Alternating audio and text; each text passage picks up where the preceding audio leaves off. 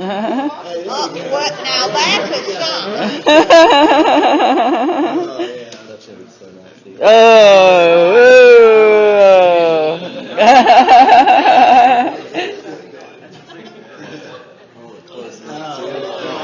Ooh. You made that too big. We were married back in 1995, and it was Cindy's second marriage. And on the way down the aisle, Cecil walked her down the aisle. And I'm watching him walk down the aisle, and it seemed like he whispered something into her ear. And so after the wedding was over, I said, "Did your dad say something to you when you were walking down the aisle?" She said, "Yeah, he did." I said, "What did he say?" He says, "We're not doing this shit again."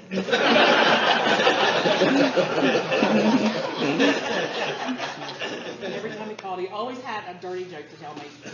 And when he had his eye surgery, he called me and he said, "Well, they're going to have to do some more on my eye." And I said, "Oh, I'm really sorry to hear that." He said, "Yeah, they're going to take the foreskin from my penis and put it on my eye." And I go, "Okay." He goes, "Yeah, I'm going to be a little cockeyed, but it's going to be okay."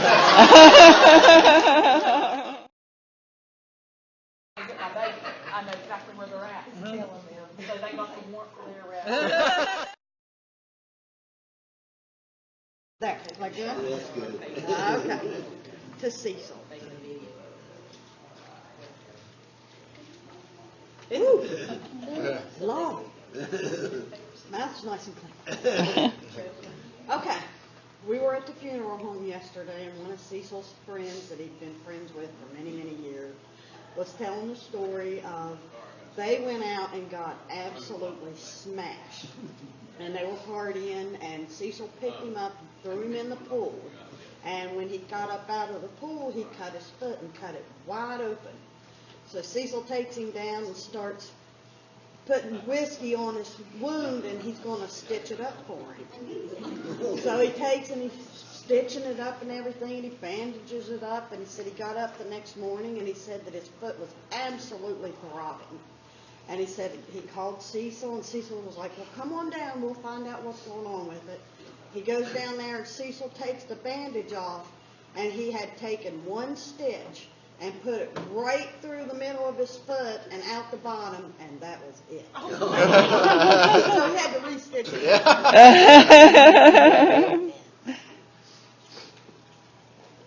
just do a little bit. I'm not a liquor drinker, as my wife Robin will. Okay. Well, I work with Beth, and she was telling me all about, "Oh, you got to meet Cecil, you got to meet Cecil. Cecil this, Cecil that." So I guess after maybe about a year of working with Beth at the funeral home, I finally was able to meet Cecil, and we were on our way to a pool party, and she said, "Come on upstairs, he's probably watching the History Channel." So we go upstairs, and there he was, and first thing he did, he didn't say anything, hey, nothing or whatever. He looked at me and he said, "Boy, somebody's been drawing all over your arms." So, and over the next few months to a year, got to know him a little bit better, and was getting ready to get married. And I asked Cecil one afternoon, I said, "Do you have any advice for me? Getting ready to get married, do you have any advice? Pros, cons?" And an hour and a half later, when he was done talking, I was well aware that I was on the road to greatness. So, thank you. All right. There you go. Thank you. All right. Excellent. I'll make a face. Okay, Cecil went to the grocery store one day, and that morning he had a little bit of an upset stomach, and so he told us that because he went by himself, so he told us this story. He was trying to get away from everybody. He goes over to the meat department. There's nobody there, and he left one rib. He knows he's on a little ways from it. Well, he said then this little old lady comes up with her cart. She gets right up there, and she starts. And she tells the butcher, "I think you got some rotten meat out here."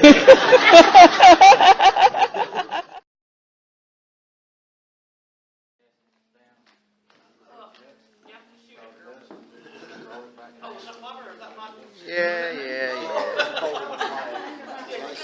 What a sweetheart you are.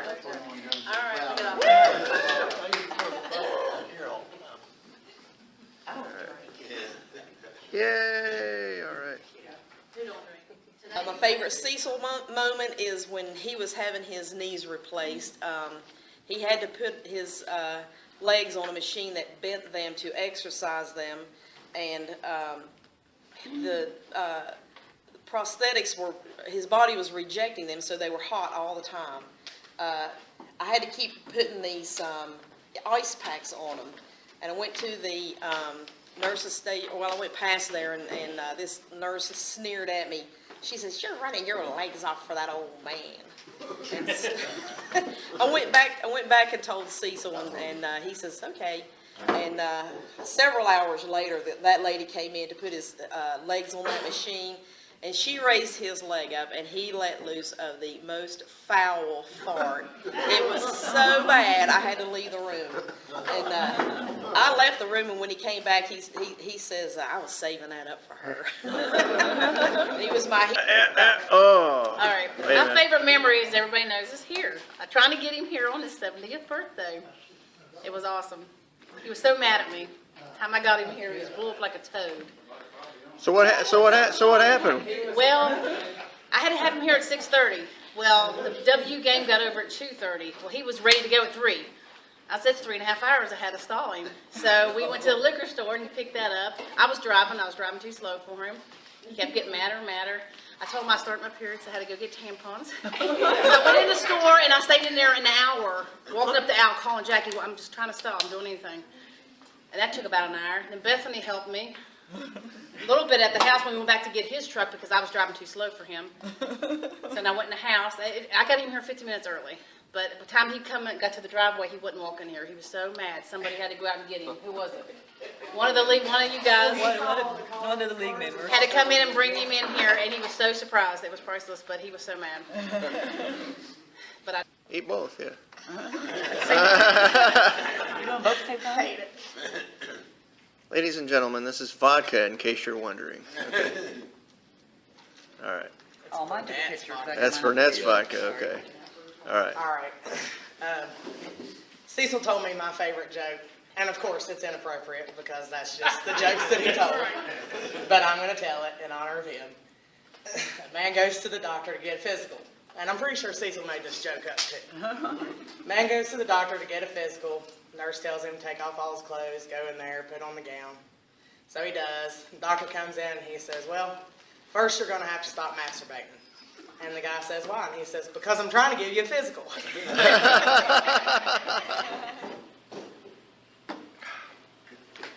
First time I met Cecil, I'd heard for a year at least, "Oh, you gotta meet Cecil. Oh, you gotta meet Cecil. He'll love you. You'll love him." And I was like, all right, can't be that great. I was wrong. I had very long hair down to about here. First time I met him, he said, "Leanne, I didn't know you were dating a fucking girl." Well, sir, I'm not a girl. I'm a man. And he said, "We have to prove it to me one day. Come over to the house sometime." Okay. And I don't like vodka either. Get off. All of it. Down the hatch. Down hatch. Take that medicine. Ew. I don't know how he's good to drink that stuff. Okay, anyway. Back before John and I got married, we were engaged, and John got transferred to Arkansas.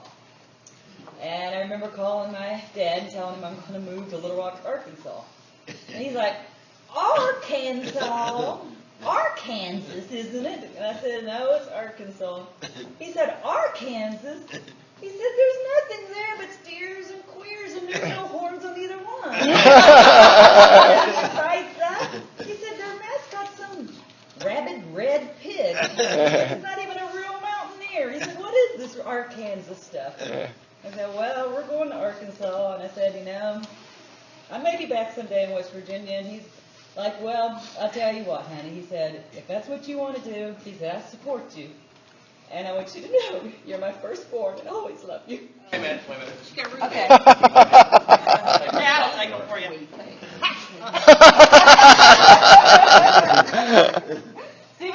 up for both of them. No, I want Drink it with Dad. Drink it. Okay, wait a minute. Okay. No, just take it. Drink it. Steven's taking the vodka shot. And I'm taking the beer. Yay! Mackenzie. Okay. This one isn't that funny, but it was funny. When Mom and Steve first got married, I was like 4, and it was the first time I'd ever been out on the boat, like when it was moving. Anyway, they brought bait. Grandma Jackie and Papa brought bait, and it was Vienna sausages.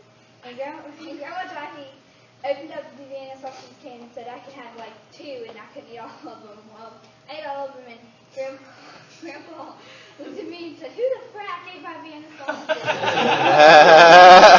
And he was really mad, but He really it was was. funny. I don't have very many memories of Papa Cecil. Well, you have memories. Yeah, I just don't remember them at the moment. But I remember this one time he would call every single day. And I was probably being a jerk or something. I was about 8 years old. And Steve was trying to get me for something I did. And all of a sudden the phone rings. And I'm running around the house and Steve's chasing me and trying to talk to his dad at the same time. Well, he almost gets me. And I scream at the top of my lungs and go, "Don't let him hit me, Papa Cecil, please don't let him hit me." And on the other end of the line I hear, "Stephen, don't you hit her." Hang on, wait a minute. You ready? I'm done, Okay. yep. Okay. Hey, I'm Merriman, and I'm a close friend of Jackie's and just loved Cecil. And what I love the most about Cecil is how very much he adored Jackie. He just, you would just see him look at Jackie and his face would light up when he spoke about her, and he appreciated her creativity so much. And I was laughing just a few weeks ago when I was over at their house, and Jackie and I were trying to work, and Cecil was going to have none of that. He was around, he was like, "Come see my bear, come see the groceries, come see the dogs." And, he just wanted to be right there, a part of everything, and such a big, wonderful personality, great presence at Arts on Main, and I was so saddened and shocked to hear that he passed away, and I just rejoiced in the life that he lived. So, all the best, dog. Yeah. You ready? I'm ready. Are you ready? Ready? Go ahead. I am very good friends with Beth. I have known Beth and her family for about 10 years, close to 10 years. The one thing that stands out in my mind the most at this moment, of course, I'm drawing a few blanks, but was right after I had my daughter, I took her over to see them, and she took right to him. She loved him, and he loved her, and he loved children. And in the midst of him, just in awe of her, he looked at me and said, "Gina, where in the hell did she get her looks from? Because she sure as hell didn't get them from you." So that is my fondest memory, one of my fondest memories I like of Cecil. I like it.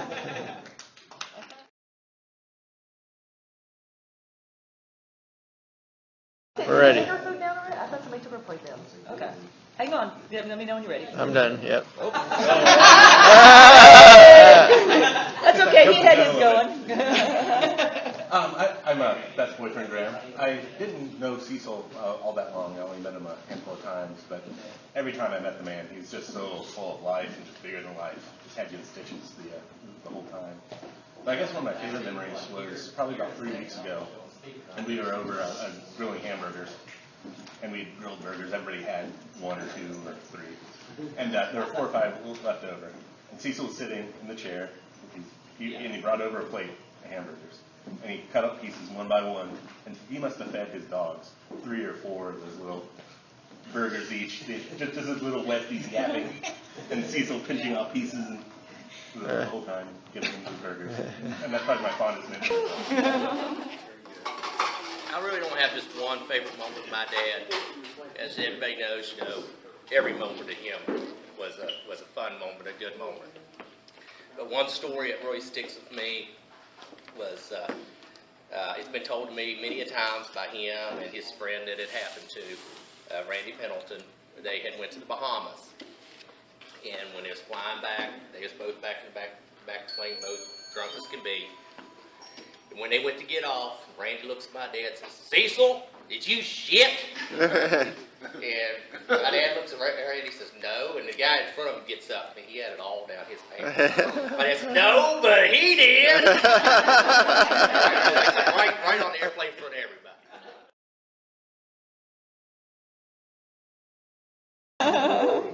Wow.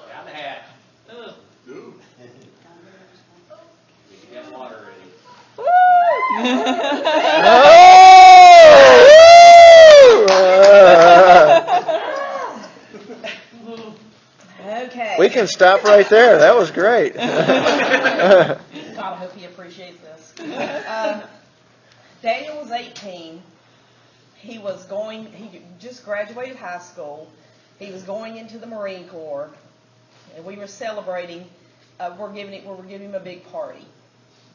He had his best friends there, and there was a whole bunch of his buddies there. There must have been 30 people there, and his friend Jamie Cecil had a pellet pistol. We were trying to shoot off squirrels or whatever, and they were drinking. They were drinking beer because it was a big celebration. It's in West Virginia, and they kept challenging Cecil, saying, you can't hit that target. You can't hit that target. I bet you can't hit this. I bet you can't hit that. And Cecil kept saying, oh, I bet you I could. I bet you I could. So he was standing in front of this big painting of an elephant that was behind him. It was mine. Big, huge painting. And Cecil was standing at the bar across the room, and he had that pellet pistol. James standing there talking to Daniel, and they were drinking, and he took a big drink of his beer, and Cecil shot that pellet pistol and went straight through the beer can. Into the painting, through the painting and into the wall. And I got really mad because the painting had a hole in it, man, and it was she was huge. It was like 4 feet by 6 feet. So that's what Daniel wanted us to say for him about his favorite Cecil moment. All right, Cecil.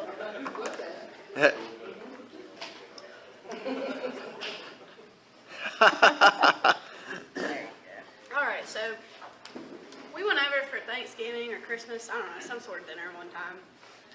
And my brother and I had just gotten blonde highlights in our hair. And we're sitting on the back deck with Uncle Cecil, and he's looking at us, and he's like, what'd y'all do to your hair? And we were like, oh, we got highlights. And he was like, well, it looks like a bird shit in your hair. What was so valuable about the experience of him teaching you how to drive the boat? I think he was pawning off different people to drive because he was having a little bit of He had some of that vodka there. tonic water. Yeah. Okay. That's good. To Cecil and his little pink cup with his Burnett vodka and diet water. That's all he had in it? That's all he ever drank when I was here. That's all he ever drank. Vodka and water. Okay. He always brought his own cup in. Little pink cups. Yeah, I wish I had that little pink cup. Okay. Right. How many of those little pink cups would he drink? Well, 2 or 3. Okay. When he come in, Okay. at least 2 or 3. Okay.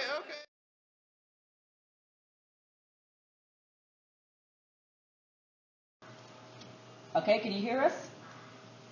Hey. Nick? Hey, Nick. Okay. We're all here. We're ready for your toast.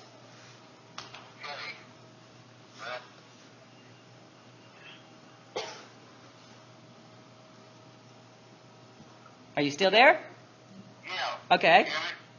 Okay, now again. Do you hear me, Cindy? I can hear you. Okay, this is Nick Lewis, and kind of wished I was with you people down there, but it was impossible. But I'd like to say last Sunday received a call from Jackie, and the bad news. I lost a very, very close friend, and I thought it was bad Sunday, but it gets worse every day. But we've been together as friends for about something like 38 year. We met in Rainelle, and so my father was a bear hunter, and it hit us both good, so we hunted together, and we have hunted together ever since. We have a camp up in Greenbrier County, and we bought some more land, and our land is all in food plots for game. But in the recent years, our hunting has slowed down a lot, so we just go to camp. And fortunately, last Sunday week, we all met again. There was 4 or 5 of us always go together, and we were all together, and then left on Wednesday, and had a great time at the camp. As always, of course, Cecil was always a cook. He cooked an awful lot when he did cook. Made a lot of dirty dishes. Occasionally he took a drink. And we had a great time last week, and ended up on Wednesday, said our goodbyes, and planned on going back 2 weeks from now. We were going back again to camp, and unfortunately this happened. So I'd like to say I have lost a dear friend, and I'll miss him very much. Okay, that's about it. Take your drink. Okay, I think I'm a little ahead of you. I've been getting ready for this. Okay, y'all have a great time, and again, he's a great guy. Thanks, Nick. Sure thing.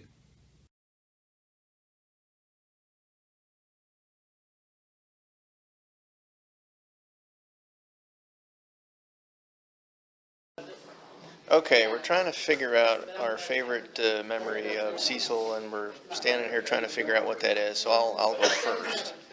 A long time ago, back in like 93, let's just say the phone rang 9 times at the apartment, and a big booming voice on the other side by the time I picked it up, and he says, "Are you sleeping with my daughter?" And I was shocked, and I said, "No, I actually did that yesterday." And he was speechless. It's the first time I've ever seen Cecil speechless.